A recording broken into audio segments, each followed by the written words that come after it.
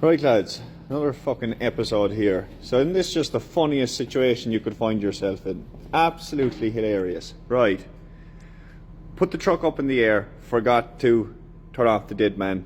I don't know how many weeks ago now when this thing actually went up in the air.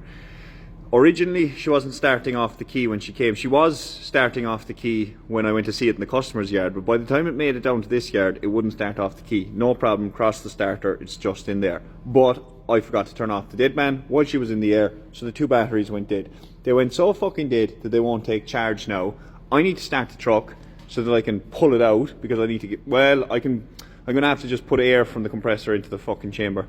But anyway, it would be fine because there's actually a set of 24 volt batteries set up in the body, and all I'd have to do is either pull them out or run jumper cables. Except of all the fucking lockers for them two batteries to be in, they're inside this fucking one.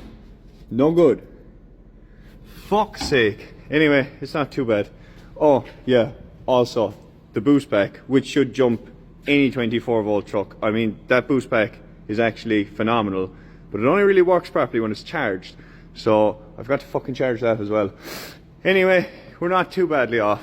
I'll be able to drag that out now. I'm not entirely sure if she'll roll up. If I can get the handbrake off and I don't have to drag it, she'll just roll out over the two of them. If not, I'll have to bring it so far and use the other two lifts just to prop the body behind the wheel and then pull them out and then keep going and then put everything back in. But it's not too bad. One thing there was a bit of a bollocks is that there was lots of bits welded, randomly welded, that you couldn't see until you had the full fucking weight of the body up and the chassis was just hanging on for dear life.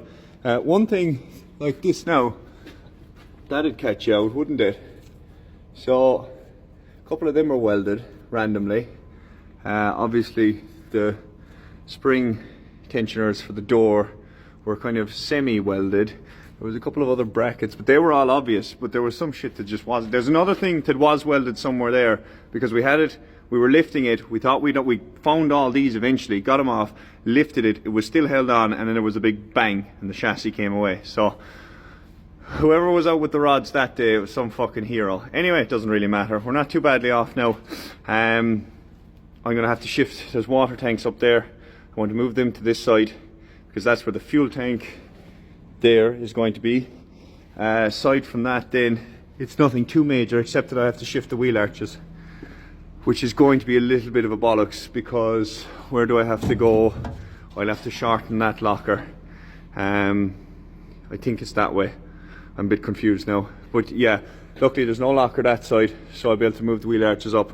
I'll just cut everything off here and basically I'll be shifting it up 6 inches. So if I just put we'll say a bulkhead here right on the door of that locker and then cut out that piece of the locker there and then shift everything up, it should be alright. It's such a balls to be caught for 8 inches, but sure, look, story of my life.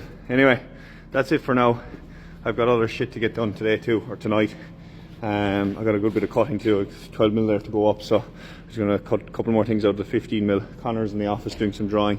We'll put up 12mm, we get a couple more brackets done, and before the end of the week I'll obviously have to have all them hitches welded, but there's about, I don't know how many other hitches to be made. There's a couple of mulchers to come down as well, and hitches to be made for them, and Jesus, what else? There's 2 grapple saws in order as well.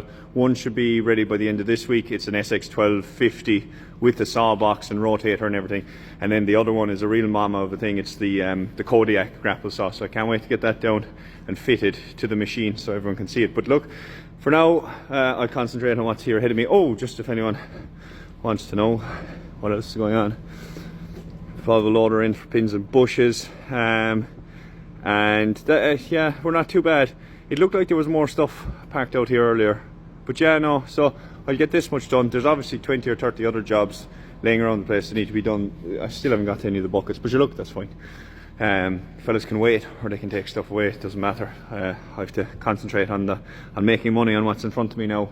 I'm not too particular. Look, I'd be always concerned about customer care and customer service and all these things, but there's a limit to what I can do. So at this stage I'm more concerned about my own financial situation, my own business that's, you know, paying work in front of me, rather than, like I keep saying, funding other fellas' dreams. So I can only do so much, which is fine too. It is what it is. I think I have a bit of help coming towards the end of the week as well, so we'll see how that goes. If it works out, you'll get to see. Maybe he doesn't want to be seen, and if it doesn't work out, look, sure, shit happens. We've been through it all before. We'll just have to keep going. But yeah, anyway, right, I'm gonna get some plates up on the machine and get cutting.